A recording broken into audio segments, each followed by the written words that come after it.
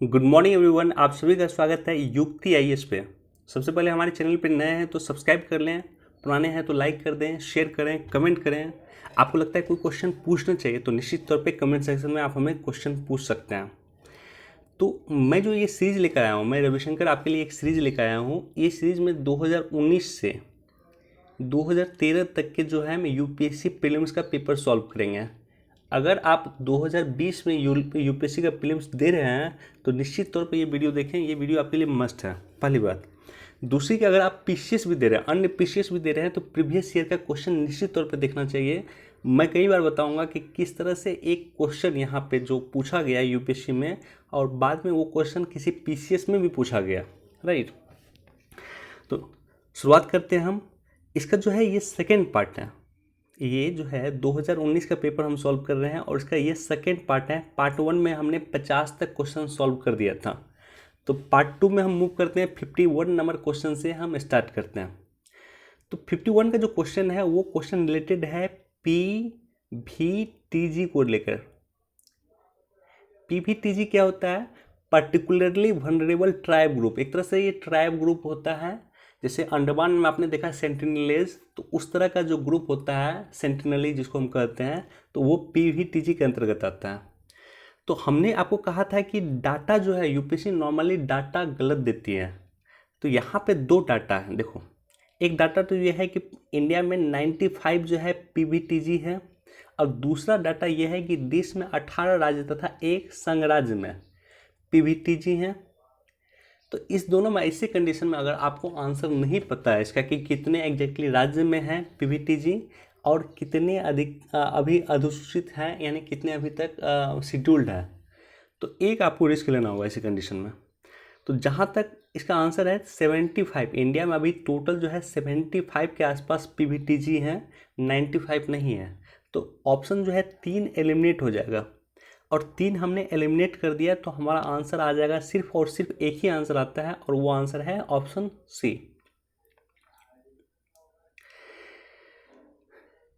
Article 142 के बारे में पूछ रहा है। आर्टिकल 142 के बारे में मुझे नहीं पता एग्जैक्टली, लेकिन आर्टिकल 130 के बाद से 130 के बाद से और 150 तक, तो ये लगभग जो जुड़ा हुआ ये आर्टिकल है वो आर्टिकल जुड़ा हुआ है न्यायपालिका से। तो इसका जो आंसर होना चाहिए वो न्यायपालिका से रिलेटेड आंसर होना चाहिए। तो पहला आंसर तो इसका होगा नहीं, पहला ऑप्शन तो होगा नहीं निर्वाचन आयोग। सेकेंड ऑप्शन में हो सकता है, तीसरा ऑप्शन वित्तीय संकट भी नहीं होगा, फोर्थ ऑप्शन भी नहीं होगा, और इसका सेकंड ही आंसर है कि भारत का उच्चतम न्यायालय अपनी शक्तियों के प्रयोग में संसद द्वारा निर्मित विधियों से बाध्य नहीं होता है। तो मेरा मतलब ये है कि अगर आपको आंसर नहीं पता है, मान लेते हैं कि 142 आर्टिकल आपको पता नहीं है, लेकिन आपको ये मोटा मोटी पता है कि आर्टिकल 130 से 50 के बीच में जो है वो न्यायपालिका से रिलेटेड है, फिर भी आप इसका करेक्ट आंसर निकाल सकते हो। 53 पे चलते हैं कि प्रथम वर्ष के प्रथम सत्र के प्रारंभ में राज्यपाल सदन के सदस्यों के रूढ़िगत संबोधन करता है। पहला ऑप्शन बिल्कुल सही है। सेकेंड ऑप्शन पे जब किसी विशिष्ट विषय पर राज्य विधानसभा के पास कोई नियम नहीं होता है तो उस विषय पे वो लोकसभा के नियम का पालन करता है, ये भी सही है। तो ऑप्शन सी हमारा बिल्कुल इसका सही हो जाएगा।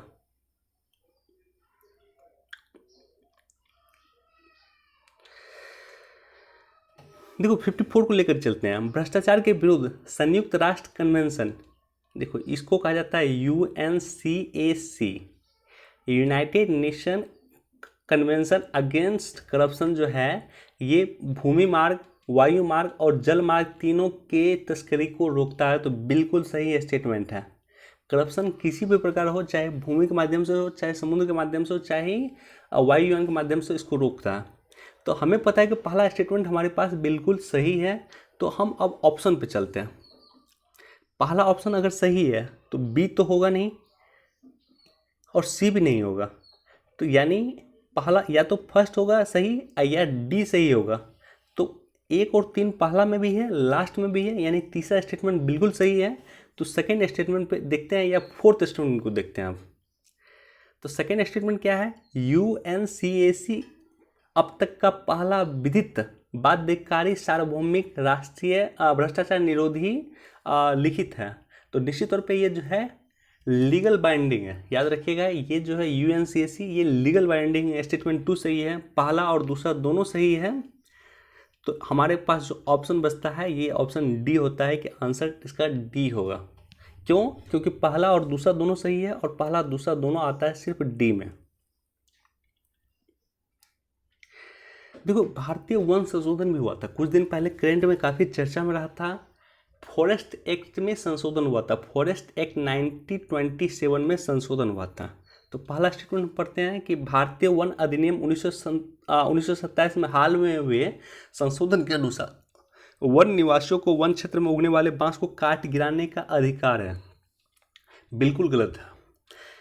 इसमें संशोधन क्या हुआ था मैं आपको बता दूं थोड़ा, कि बांस को जो है बांस को काटने का अधिकार दिया गया था, लेकिन कैसे बांस को? वो बांस जो किसी कृषि के लिए अगर आप उगाए हो, यानी कृषि के लिए अगर आपने बांस को उगाया तो उसको काट सकते हैं, लेकिन वन के अंदर अगर किसी फॉरेस्ट के अंदर बांस है तो उसको काटने का अधिकार नहीं था।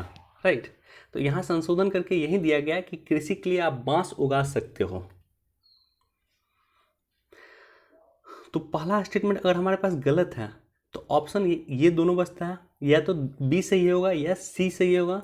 और दोनों में तीन स्टेटमेंट, थर्ड स्टेटमेंट कॉमन है, यानी तीसरा स्टेटमेंट यहाँ पे जो होगा ये बिल्कुल सही होगा। दूसरा स्टेटमेंट को देखते हैं कि अनुसूचित जनजाति एवं अन्य पारंपरिक वनवासी अधिनियम 2006 के अनुसार बांस एक गौण वनोपज है, यानी ये जो है ये बिल्कुल ही सही स्टेटमेंट है। तो स्टेटमेंट 2 भी सही है, 3 बाय डिफॉल्ट सही है, तो इसका आंसर हो जाएगा बी। देखो अपनी पसंद से विवाह करने का अधिकार आर्टिकल 21 में है। आर्टिकल 21 में लगभग 35 से 40 प्रकार के अधिकार दिया गया। स्वच्छ वायु में जीने का अधिकार, अपनी मन से विवाह करने का अधिकार, बहुत तरह का इसमें अधिकार दिया गया। तो इसका ऑप्शन जो है वो बी होगा। 57 पे हम चलते हैं। 57 पे जो है सेकेंड स्टेटमेंट पहले हम चलते हैं कि सेकेंड स्टेटमेंट में क्या है कि भारत में कोई बौद्धिक संपदा अपीलीय बोर्ड नहीं है। दो स्टेटमेंट बिल्कुल गलत है। अपीलीय बोर्ड है भारत में, अपीलीय ट्रिब्यूनल निश्चित तौर पे होता है। तो बौद्धिक संपदा को लेकर भी IPR बोलते हैं इसको, IPR को लेकर के भी अपीलीय ट्रिब्यूनल भारत में है। तो अगर दो स्टेटमेंट गलत हुआ तो बी नहीं होगा और डी नहीं होगा, 3 बाय डिफॉल्ट सही होगा। और पहला स्टेटमेंट को देखते हैं कि भारतीय पेटेंट अधिनियम के अनुसार किसी बीज को बनाने की जैव प्रक्रिया को भारत में पेटेंट कराया जा सकता है। ये भी गलत है। क्यों गलत है? कि आपको पता होगा कि बीटी कॉटन ही सिर्फ इंडिया में अलाउ है। कॉटन के अलावा जो है बीटी ब्रिंजल की चर्चा हो रही थी, अलाउ नहीं है। तो इस तरह की चीज़ें भारत में अभी अलाउ नहीं है। तो स्टेटमेंट 1 गलत है, 2 गलत है, तीसरा सही है। तो ऑप्शन इसका सी सही हो जाएगा।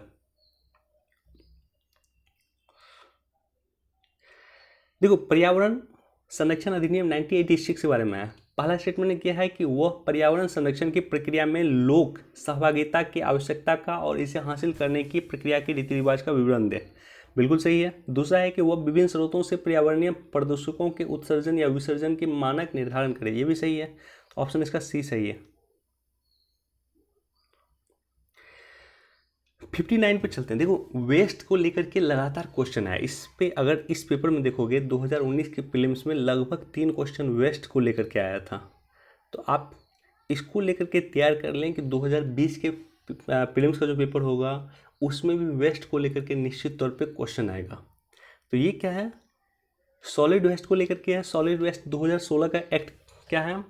तो इसमें जो पहला ऑप्शन है कि अवशिष्ट उत्पादक को 5 कोटियों में अलग अलग करने होंगे। तो ये बिल्कुल गलत है। 5 नहीं है, 3 कोटि या 4 कोटि आई गेस, 5 कोटि नहीं है। ये नियम केवल जहाँ होता नॉर्मली स्टेटमेंट वो गलत होता है। तो ये नियम केवल अनुसूचित नगरीय स्थानीय निकायों, अनुसूचित नगरों तथा सभी औद्योगिक नगरों पे लागू होंगे। गलत है। तीसरा स्टेटमेंट सही है कि इन नियमों को अवशिष्ट भंडार स्थल और अवशिष्ट प्रसंस्करण सुविधा पे सटीक तथा ब्यूरोवार मापदंड उपबंधित है। तो स्टेटमेंट 3 बिल्कुल इसका सही आंसर है। देखो रोजगार, औद्योगिक रोजगार पे भी जो है संशोधन हुआ था, ये भी चर्चा में रहा था। औद्योगिक रोजगार अस्थायी आदेश केंद्रीय संशोधन नियम 2018 के तहत जो ये दोनों स्टेटमेंट है बिल्कुल सही है, तो ऑप्शन इसका सी हो जाना चाहिए। ये भी करंट का क्वेश्चन था। देखो सेवा क्षेत्र, यहाँ पे 61 के क्वेश्चन में क्या है कि सेवा क्षेत्र उपागम किसके कार्य क्षेत्र के अधीन कार्यान्वित है। तो सेवा क्षेत्र जो होगा वो बैंक से संबंधित होगा, और बैंक से रिलेटेड सिर्फ एक ऑप्शन है और स्टेटमेंट बी, ऑप्शन बी यानी lead bank scheme, option B इसका बिल्कुल सही होगा। देखो गौण खनिज को लेकर के चर्चा है। गौण खनिज को लेकर के पहला स्टेटमेंट है कि इस देश में विद्यमान विधि के अनुसार रेत एक गौण खनिज है, बिल्कुल सही है। रेत एक जो है गौण खनिज है, सही है। तो स्टेटमेंट अगर एक सही है तो या तो स्टेटमेंट ए सही होगा, या ऑप्शन या तो ए सही होगा या ऑप्शन डी सही होगा। तीन जो है दोनों में कॉमन है तो तीन बिल्कुल सही होगा। तो बी को चलते हैं, बी को स्टेटमेंट को हम पढ़ते हैं कि गौण खनिज के खनन पट्टे प्रदान करने की शक्ति राज्य सरकारों के पास है, किंतु गौण खनिज को प्रदान करने के नियम, संबंधित नियम बनाने की शक्ति केंद्र सरकार के पास है, बिल्कुल गलत है। राज्य सरकार के पास भी इसको लेकर के शक्ति है। तो स्टेटमेंट दो गलत है, तो हमारा जो ऑप्शन बचता है वो एक ही बचता है, आंसर हमारा ए होगा।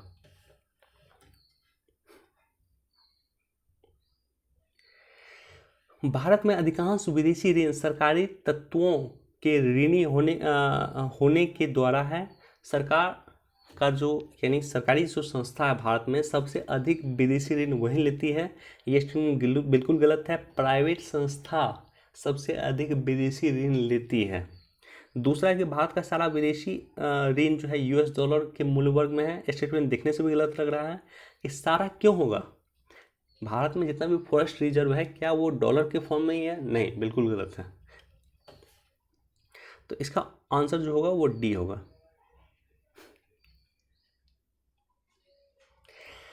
किसी भी वाणिज्यिक बैंक की परिसंपत्ति में निम्नलिखित में कौन से शामिल नहीं होंगे।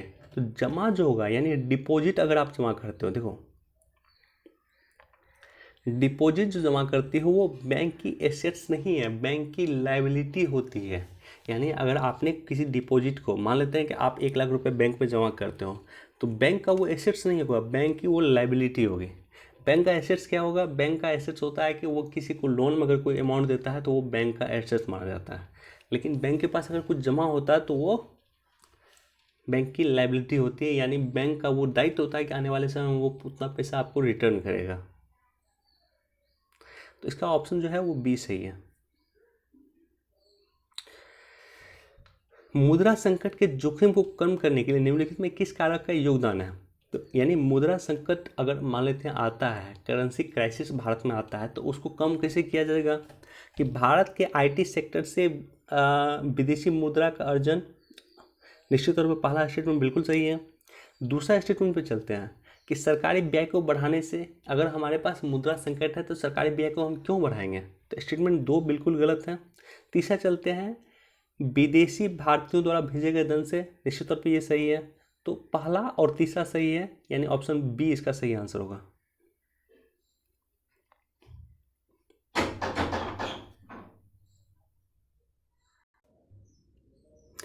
चलिए क्वेश्चन नंबर 66 पे मूव करते हैं। और मीनवाइल अगर आपको कोई क्वेश्चन पूछना है तो आप हमें कमेंट सेक्शन में क्वेश्चन पूछ सकते हैं। आपको लगता है कुछ समझ में नहीं आया तो निश्चित तौर पे क्वेश्चन हमें पूछ सकते हैं। तो राज्यपाल को लेकर के है ये क्वेश्चन, और काफ़ी फेमस क्वेश्चन है कि राज्यपाल को उस राज्य के बाहर एक प्रतिष्ठित व्यक्ति होना चाहिए। सब जो सुझाव दिया था वो सहकारिता आयोग दिया था। 1983 में सहकारिता आयोग ने अपनी रिपोर्ट दी थी। इसका ऑप्शन सी सही होगा। तो ये पॉलिटी का बहुत बेसिक क्वेश्चन है, अगर आपने पॉलिटी पढ़ा है या लक्ष्मीकांत पढ़ा तो ये आपको आना चाहिए। देखो पोर्टफोलियो इन्वेस्टमेंट जो है, पोर्टफोलियो इन्वेस्टमेंट लगातार चर्चा में रहा था। कई बार हमने करंट का न्यूज़ में डिस्कस किया था पोर्टफोलियो इन्वेस्टमेंट को लेकर के। इसका इंग्लिश से देखो, इसका पी नोट्स जो होता है नॉर्मली पोर्टफोलियो इन्वेस्टमेंट यानी पी नोट्स का फुल फॉर्म एक तरह से पूछ दिया था। प्रोमिसरी नोट होता है या पार्टिसिपेटरी नोट होता है, तो पी नोट्स जो होता है वो होता है पार्टिसिपेटरी नोट होता है, यानी ऑप्शन इसका डी सही होगा। यानी ऑप्शन इसका डी सही होगा 67 का। 68 पे हम मूव करते हैं। 68 का भी इंग्लिश में हम चलते हैं। नॉर्मली इस तरह का जो क्वेश्चन होता है ना, अगर आपको हिंदी में समझ में नहीं आ रहा तो निश्चित तौर पे इंग्लिश देख लें। हिंदी समझ में नहीं आ रहा तो इंग्लिश देख लें। तो 68 का जो क्वेश्चन है वो कैंपा फंड को लेकर के है। तो as per the law the compensatory afforestations fund management and planning authority exist at a both national and state level, बिल्कुल सही है। दूसरा स्टेटमेंट देखते हैं कि पीपल पार्टिसिपेशन इज मैंडेटरी। तो मैंडेटरी यहाँ पे कुछ नहीं होता, नॉर्मली पीपल पार्टिसिपेशन जो है मैंडेटरी नहीं होता है। तो स्टेटमेंट बी जो है गलत है, पहला स्टेटमेंट सही है, तो ऑप्शन इसका ए सही होगा। नॉर्मली कभी भी आपको इस तरह का स्टेटमेंट दे, मैंडेटरी दे दे, तो ये सब स्टेटमेंट नॉर्मली गलत होता है।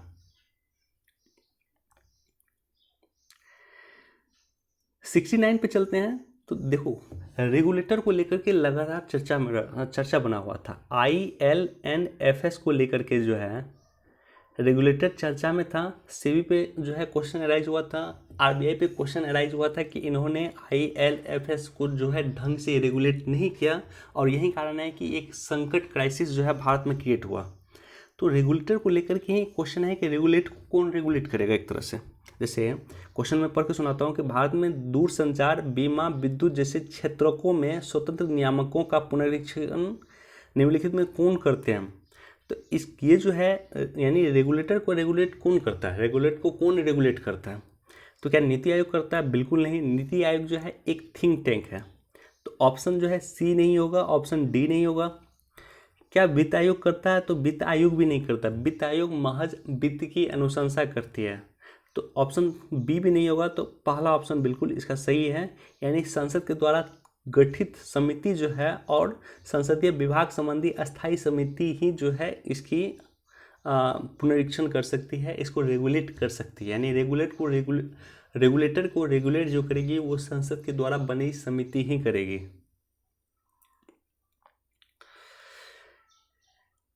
पंचवर्षीय योजना को लेकर के जो है क्वेश्चन है कि दूसरी पंचवर्षीय योजना में बुनियादी तथा पूंजीगत वस्तु उद्योगों के प्रतिस्थापन की दिशा में निश्चयात्मक जोर दिया गया था। दो स्टेटमेंट बिल्कुल गलत है, ठीक है। तो उसके बाद जो है स्टेटमेंट सेकंड पे चलते हैं कि चौथी पंचवर्षीय योजना में संपत्ति। देखो, दूसरी पंचवर्षीय, अगर आप मोटा मोटी पे अगर आपको पता है कि पहली पंचवर्षीय योजना में किस पे जोर दिया गया था, तो कृषि पे जोर दिया गया था। दूसरी पंचवर्षीय योजना में किस पे जोर दिया गया था, तो भारी इंडस्ट्रीज पे जोर दिया गया था। तो स्टेटमेंट दो जो है ये बिल्कुल स्टेटमेंट जो है पहला ये बिल्कुल गलत है कि दूसरी पंचवर्षीय योजना पे बुनियादी तथा पूंजीगत वस्तु उद्योगों के प्रतिस्थापन की दिशा में निश्चयात्मक जोर दिया गया था। स्टेटमेंट बिल्कुल गलत है। उसके बाद तीसरा पे चलते हैं कि पांचवी पंचवर्षीय योजना में पहली बार वित्तीय क्षेत्र की योजना को शामिल किया गया था। तो तीसरा स्टेटमेंट में गलत लग रहा है। तो हमारे पास सिर्फ ऑप्शन 2 बचता है, ऑप्शन बी बिल्कुल सही है, दूसरा स्टेटमेंट सही है।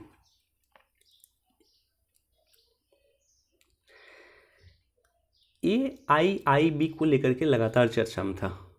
देखो, इस क्वेश्चन में आपको क्या देखना है, पहला स्टेटमेंट मान लेते हैं कि आपको नहीं पता, दूसरा नहीं पता, तीसरा स्टेटमेंट बस देख लो कि AIIB का एशिया से बाहर कोई सदस्य नहीं है।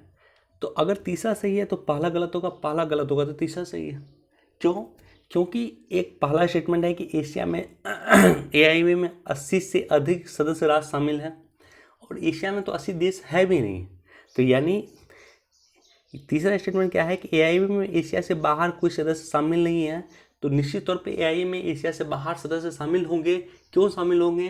क्योंकि AIIB में 80 से अधिक देश है और एशिया में 80 देश है भी नहीं। तो स्टेटमेंट 3 अगर बिल्कुल गलत है तो सिर्फ और सिर्फ एक ऑप्शन बचता है, यानी पहला स्टेटमेंट पहला ऑप्शन सही है, ए इसका सही ऑप्शन होगा, पहला स्टेटमेंट बिल्कुल सही है। देखो, इंटर क्रेडिटर एग्रीमेंट को लेकर के जो है, इंटर क्रेडिटर एग्रीमेंट जब दो ऑप्शन बिल्कुल सिमिलर दो, यहाँ पे भी 50 करोड़ है और यहाँ भी 50 करोड़ से रिलेटेड है, तो जब दो बिल्कुल सही ऑप्शन हो तो उसमें जो है एक ऑप्शन सही होगा, यानी इन दोनों में या तो सी होगा या तो डी होगा। अब हम पढ़ते हैं ऑप्शन सी पे, 50 करोड़ या अधिक से ऋणों के आवेदन में मामले में स्वतंत्र नियामक के रूप में कार्य करेगा। ए दूसरा जो है 50 करोड़ या अधिक की दबाव मुक्त परिसंपत्तियों जो सहसंग उधारी के अंतर्गत आते हैं उसे तेजी से समाधान करने का लक्ष्य रखा गया है। तो स्टेटमेंट इसका डी बिल्कुल सही है, राइट। इंटर क्रेडिटर एग्रीमेंट, ये भी चर्चा में रहा था। सार्वजनिक क्षेत्रों के बैंकों के अध्यक्ष का चयन कौन करता है? आरबीआई करता है? बिल्कुल नहीं करता है। केंद्रीय वित्त मंत्रालय करता है? नहीं करता है। संबंधित बैंक का प्रबंधन नहीं करता, बैंक बोर्ड ब्यूरो करता है। बैंक बोर्ड ब्यूरो लगातार चर्चा में था, पहले भी चर्चा में था, इसलिए जो क्वेश्चन रिसेंट चर्चा में हो यूपीएससी उससे क्वेश्चन पूछ देता है। तो पहला ऑप्शन इसका बिल्कुल सही है, 73 का। 74 पे हम चलते हैं। 74 पे जो है पहला स्टेटमेंट जो है कि पीएनजीआरबी पेट्रोलियम और प्राकृतिक गैस नियामक बोर्ड भारत सरकार द्वारा प्रतिस्थापित प्रथम नियामक निकाय है, बिल्कुल गलत है। अगर इस तरह का स्टेटमेंट दे तो देखने से भी गलत लग रहा है कि क्या ये पहला भारत का नियामक होगा, पहला भारत का रेगुलेटर बॉडी होगा? नहीं, बिल्कुल गलत है। तो स्टेटमेंट अगर एक गलत है तो ऑप्शन बी और सी सही होगा, यानी बी ऑप्शन जो है बी सही होगा, दूसरा और तीसरा स्टेटमेंट सही होगा। 75 पे चलते हैं। LTE को साधारणतः 3G के रूप में विपणित किया जाता है और VoLTE को साधारणतः उन्नत 3G के बारे में हमने सुना भी नहीं है, तो ये स्टेटमेंट गलत है। VoLTG को भी उन्नत 3G के रूप में विपणित किया जाता है, स्टेटमेंट बिल्कुल गलत है। दूसरा पे चलते हैं। LTE डेटा ओनली तकनीक है, जबकि VoLT वॉइस ओनली तकनीक है। दूसरा ये स्टेटमेंट भी गलत है, पहला और दूसरा दोनों गलत है, आंसर इसका डी होगा।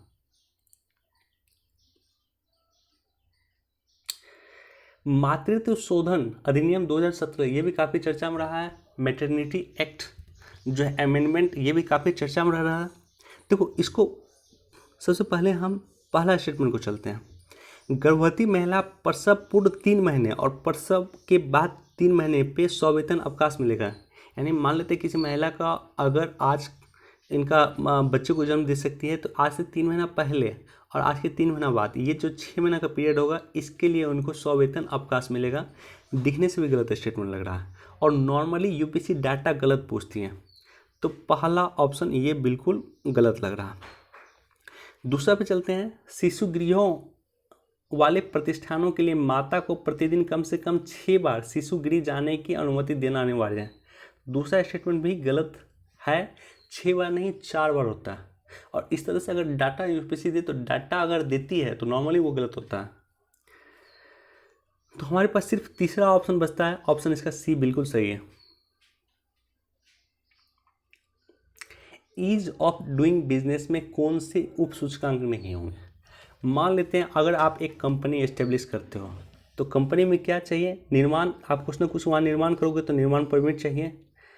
संपत्ति का पंजीकरण करना होगा, निश्चित तौर पे करों का भुगतान करना होगा, और कानून और व्यवस्था बनाए रखना जो है वो कंपनी अगर आप एस्टेब्लिश करोगे तो इसका कोई उद्देश्य नहीं होता है। तो ऑप्शन ए इसका बिल्कुल गलत है।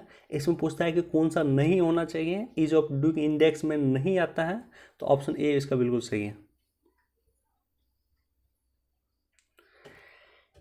देखो इसका अंग्रेजी से आपको पढ़ो, इंग्लिश से आप पढ़ो। इसको कहा जाता है अंग्रेजी में E78 का क्वेश्चन को EPR के रिगार्डिंग पूछा है, यानी extended producer responsibility.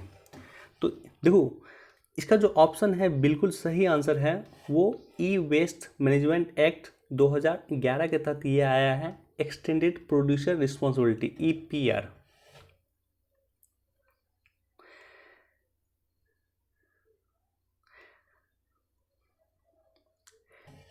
Question number 79, ठीक है।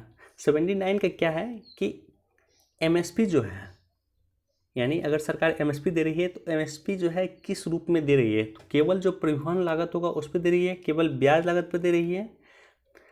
तीसरा ऑप्शन है, अंग्रेजी से ही इसको पढ़ना पड़ेगा, हाँ, ट्रांसपोर्ट कॉस्ट ओनली, नहीं ये गलत है। इंटरेस्ट कॉस्ट ओनली, ये भी गलत है। Procurement ingredient and distribution cost पता नहीं है। Procurement ingredient and charges for godown, तो गोडाउन का जो चार्जेज होगा वो शामिल निश्चित तौर पर नहीं करता है एमएसपी के तहत। मान लेते हैं कि एक किसान एक किसान अगर आप कोई अनाज उगाता है और गोदाम में जो है मान लेते हैं कि वो जो है कोल्ड स्टोरेज में जाकर 1 साल रखता है, तो क्या उसका निर्धारण एमएसपी में सरकार करेगी? बिल्कुल नहीं। तो ऑप्शन डी भी सही गलत है, तो सी इसका बिल्कुल सही आंसर है।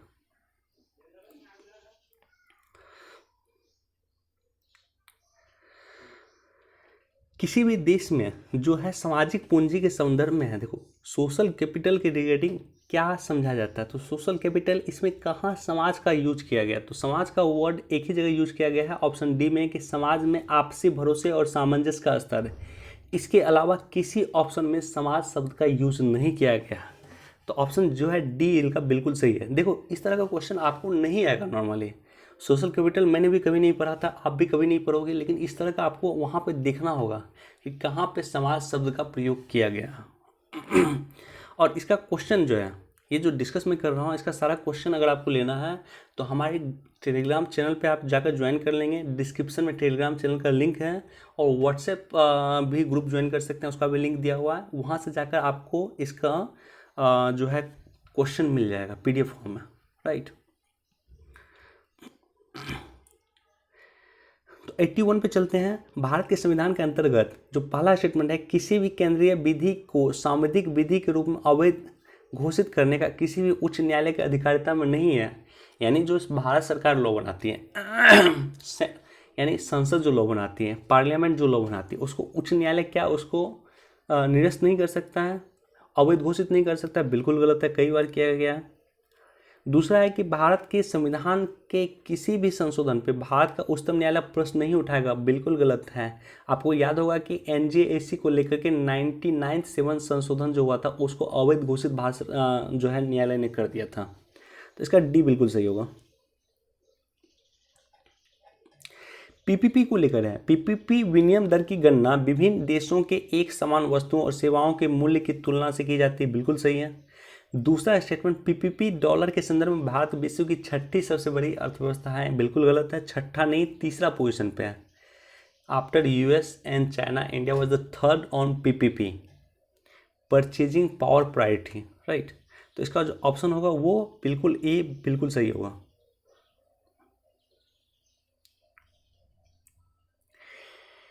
देखो 83 का क्वेश्चन चलते हैं। 83 के क्वेश्चन में जो है पहला स्टेटमेंट है कि धान की खेती के अंतर्गत अधिकतम क्षेत्र आते हैं। तो नॉर्मली मुझे पता है जहाँ तक कि हाँ ऐसा सही हो सकता है, धान की खेती के अंतर्गत जो है सबसे अधिकतम क्षेत्र जो आता है वो ये आता है, धान का खेती आता है। स्टेटमेंट 4 पे चलते हैं कि गन्ने की खेती निरंतरता घट रही है। देखो अंग्रेजी से मैं पढ़ता हूँ इसको, area under sugar canes cultivation has steadily decrease. तो जहाँ भी ये वर्ड रहेगा स्टेडली इंक्रीज, स्टेडली डिक्रीज, यानी स्टेडली डिक्रीज मतलब क्या होता है, लगातार घट रहा प्रत्येक साल, तो हो सकता है किसी न किसी साल बढ़ा होगा। तो इस तरह का स्टेटमेंट नॉर्मली गलत होता है। तो ऑप्शन अगर 4 आप छांट दोगे तो एक ही ऑप्शन हमारे पास बचता है, और वो है ऑप्शन ए बिल्कुल सही होगा। क्योंकि 4 जो है ऑप्शन 4 इसमें भी है, इसमें भी है और इसमें भी है, तो इसलिए ऑप्शन ए बिल्कुल इसका सही होगा। भारत द्वारा आयातित पिछले 5 वर्ष में निम्नलिखित में कि एक का मूल्य आधार अधिकतम आयात किया जा रहा है। अगर आपने प्रीवियस ईयर का पेपर देखा होगा, पिछले साल का पेपर देखा होगा, तो ये क्वेश्चन पिछले साल भी पूछा हुआ। क्वेश्चन बोल रहा है कि 5 साल में मूल्य के आधार पर, यानी सबसे अधिक रुपये भारत ने किस चीज़ को लगाया है आयात करने में, कृषि का जो स्वरूप है, तो सबसे अधिक हमने आयात किया है कृषि के अंतर्गत वनस्पति तेल को पिछले 5 साल में। ऑप्शन डी इसका बिल्कुल सही है। 2018 प्रीलिम्स में भी ये क्वेश्चन आया था, हम डिस्कस करेंगे, वहाँ भी चर्चा करेंगे इसको लेकर के। राज्य व्यवस्था के संदर्भ में निम्नलिखित में किस एक को आप स्वतंत्रता के सर्वाधिक उपयुक्त व्याख्या करते हैं? तो सबसे उपयुक्त जो व्याख्या है कि देखो इसका भी ऑप्शन जो है हम अंग्रेजी से चलते हैं। नॉर्मली हिंदी से कुछ जो है आपको समझ में नहीं आएगा, ऐसे कंडीशन में अंग्रेजी ही बेटर है। अब्सेंस ऑफ रिस्ट्रेंट ये गलत है। Opportunity to do whatever one like, कुछ भी करने का अधिकार जो हम चाहते हैं, बिल्कुल गलत है। क्यों गलत है? मान लो आप किसी का मर्डर करना चाहते हो, तो वो करने का क्या आपको अधिकार है? बिल्कुल गलत है, ऐसा नहीं है। हाँ, opportunity to develop oneself fully, ये बिल्कुल सही लग रहा है। Opportunity to develop oneself fully, ये बिल्कुल सही लग रहा है। डेफिनेशन ऑफ लिबर्टी यानी स्वतंत्रता का मतलब ये हो सकता है। तो इसका ऑप्शन जो है ए डी बिल्कुल सही है।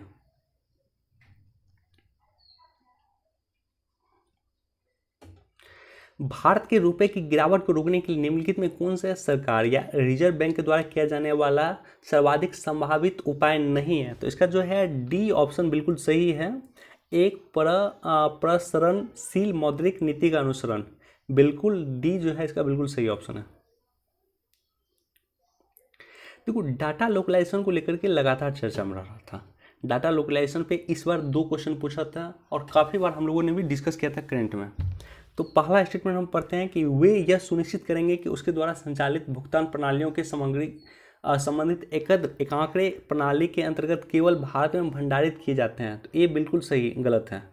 डाटा लोकलाइजेशन क्या होता है? डाटा लोकलाइजेशन, जैसे डाटा लोकलाइजेशन क्यों चर्चा में था कि मान लेते हैं कि आपने पेटीएम पे कुछ पेमेंट किया, या अमेजोन से आपने मान लेते हैं कोई परचेज किया, तो आपका जो डाटा है पूरा, यानी आपका नाम, आपके पिताजी का नाम, card number, bank account, bank detail, तो सारा का सारा डाटा जो है वो स्टोर हो जाता है अमेजन के सर्वर पे जो अमेरिका में अवस्थित है। तो भारत सरकार को इसको लेकर के आपत्ति थी कि जो डाटा भारत का डाटा है, यानी मान लेते हैं कि अमेजन से अगर कोई परचेज करे भारत में कोई व्यक्ति, तो उसका डाटा इंडिया में ही स्टोर होना चाहिए, अमेरिका में स्टोर नहीं होना चाहिए। तो इसको लेकर के एक कानून बनाया था और वो कानून बेस्ड था यूरोपीय यूनियन के कानून पे, राइट। तो ये काफ़ी चर्चा में रहा था। श्री कृष्णा समिति भी काफ़ी चर्चा में थी, मेंस पे भी इस पे क्वेश्चन आया था। तो जो पहला ऑप्शन है वो बिल्कुल सही है कि भंडारित कहाँ होगा, वो भारत में ही भंडारित होगा। दूसरा ऑप्शन है कि वे ये सुनिश्चित करेंगे कि इस प्रणालियों का स्वामित्व और संचालन सार्वजनिक क्षेत्र के उद्यम करेंगे। ऐसा बिल्कुल नहीं है, कहीं भी नहीं कहा गया। कि मान लेते हैं कि यहाँ पे अगर इंडिया में सर्वर रूम बनेगा तो उस सर्वर रूम जो है वो गवर्नमेंट कंपनी ही उसको देखेगी, ऐसा बिल्कुल नहीं कहा गया। तो ऑप्शन ए सही है, 2 गलत है। ए सही है, 2 गलत है, तो ये नहीं होगा, ये नहीं होगा। ऑप्शन ए बिल्कुल इसका सही हो जाएगा। देखो, डाटा प्रोटेक्शन को लेकर के दूसरा भी हमने चर्चा किया था कुछ देर पहले ही, लगातार चर्चा में था। श्री कृष्णा समिति के रिकमेंडेशन काफ़ी चर्चा में था और उसके आधार पर सरकार ने डाटा प्रोटेक्शन एक्ट लाई थी। तो वो कहाँ से इंस्पायर्ड था? यूरोपीय यूनियन से। ऑप्शन सी इसका बिल्कुल सही है। 89 नाभिकीय क्षेत्र को लेकर के जो है, ठीक है, क्वेश्चन मैं पढ़ता हूँ पहले पूरा, कि हाल में ही भारत ने निम्नलिखित में किस देश के साथ नाभिकीय क्षेत्र के सहयोग के प्राथमिकरण और क्रियान्वयन हेतु कार्य योजना नामक सौदे पे हस्ताक्षर किया था? तो इसका जो है आंसर है वो रूस है। देखो, इससे पहले बीपीएससी जो है एक पेपर लिया था और बीपीएससी ने एक क्वेश्चन पूछा था कि भारत किस देश के साथ, 2019 का जो प्रीलिम्स का पेपर हुआ था यूपीएससी का, उससे पहले बीपीएससी का पेपर हुआ था और बीपीएससी ने क्वेश्चन पूछा था कि भारत किस देश के साथ मिल करके बांग्लादेश में जो है वो न्यूक्लियर रिएक्टर लगा रहा है। तो भारत जो है रसिया के साथ मिल करके बांग्लादेश में न्यूक्लियर रिएक्टर लगा रहा है, ये आप भी याद रखें। तो देखो, इसी से संबंधित क्वेश्चन यहाँ भी पूछ दिया है, यानी स्टेट पीसेस से संबंधित भी यूपीएससी कभी कभी पूछ देती है क्वेश्चन, इसलिए स्टेट पीसेस को क्वेश्चन को भी हमें ध्यान से देखना चाहिए। तो ऑप्शन बी इसका बिल्कुल सही है। मनी मल्टीप्लायर क्या होता है? मनी मल्टीप्लायर जो है नॉर्मली होता है कि जनता के बैंकिंग आदतों में वृद्धि करना, राइट।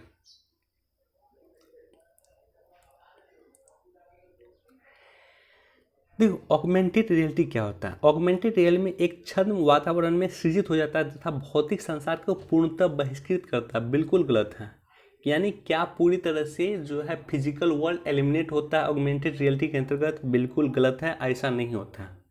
तो ऑप्शन ए अगर आप एलिमिनेट करोगे तो एक तो होगा नहीं, ये भी नहीं होगा, दोनों में 4 है तो 4, चौथा स्टेटमेंट बिल्कुल सही है। तीसरा स्टेटमेंट को मूव करते हैं कि एआर व्यक्तियों को संसार में विद्वान रहने के लिए स्मार्टफोन या पीसी के कैमरे का उपयोग अनुभव को उन्नत करता है। तो ऑप्शन जो है 3 जो है स्टेटमेंट 3 बिल्कुल सही है। तो इस तरह से हमारा ऑप्शन जो है बी बिल्कुल सही है। स्टेटमेंट 3 और 4 ये बिल्कुल सही है। डेनिस शोवन जो है संबंधित था ये भी चर्चा में रह रहा था कि एक आदि मानव जनजाति जाति या स्पेसीज से ये संबंधित था। ऑप्शन बी था, चर्चा में था। क्वेश्चन नंबर 93 को हम मूव करते हैं। 93 में क्या है कि विभिन्न जातियों की कोशिकाओं के लिए एक डीएनए खंडों को जोड़कर प्रक्रियात्मक गुणसूत्र रचे जा सकते हैं। दूसरा ऑप्शन क्या है कि प्रयोगशाला में कृत्रिम कार्यात्मक डीएनए के हिस्से रचे जा सकते हैं। तीसरा है कि किसी जंतु कोशिका से निकाले गए डीएनए के किसी हिस्से को जीवित कोशिका से बाहर प्रयोगशाला में प्रक्रिया किया जा सकता है। तो स्टेटमेंट 3 ये बिल्कुल गलत है, यानी जो डीएनए अगर निकालेगा तो लिविंग सेल में ही रहना चाहिए, लिविंग सेल से बाहर वो फिर डिस्ट्रॉय हो जाएगा, वो रह नहीं पाएगा। तो ऑप्शन इसका 3 बिल्कुल सही है। डिजिटल सिग्नेचर को लेकर के पूछा है। नॉर्मली जो साइंस एंड टेक का एप्लीकेशन जो होता है उसका ऑल ऑफ दीज आंसर होता है। इसका ऑप्शन जो है डी बिल्कुल सही आंसर होगा। वियरेबल टेक्नोलॉजी, यहाँ भी टेक्नोलॉजी का एप्लीकेशन पूछा और मैंने डिस्कस भी किया था कि साइंस एंड टेक में जहाँ भी टेक्नोलॉजी का एप्लीकेशन पूछेगा वहाँ पे ऑल ऑफ दीज नॉर्मली होना चाहिए। तो यहाँ भी ऑप्शन डी बिल्कुल सही होगा, तीनों ही स्टेटमेंट सही है।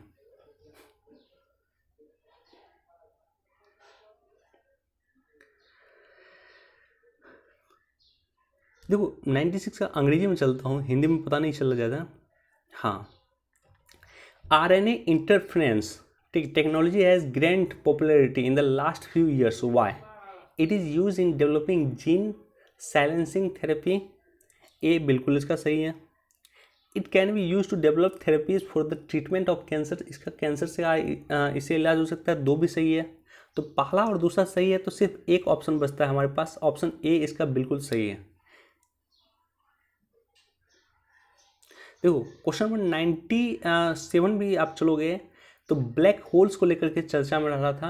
तो ब्लैक होल्स किससे संबंधित है, वो gravitational waves were detected, right. तो ऑप्शन बी बिल्कुल इसका ये सही होगा, राइट। क्वेश्चन नंबर 98 भी चलो। 98 में क्या था, मल्टी ड्रग रेसिस्टेंस को लेकर के चर्चा में था। मल्टी ड्रग रेसिस्टेंट MDR क्या होता है कि जब आप कभी भी अगर आप मान लो एंटीबायोटिक आप यूज करते हो और एक्सेसिव एंटीबायोटिक यूज करते हो तो उसके बाद एंटीबायोटिक जो है काम करना बंद कर देता है, तो इसी को MDR कहा जाता है।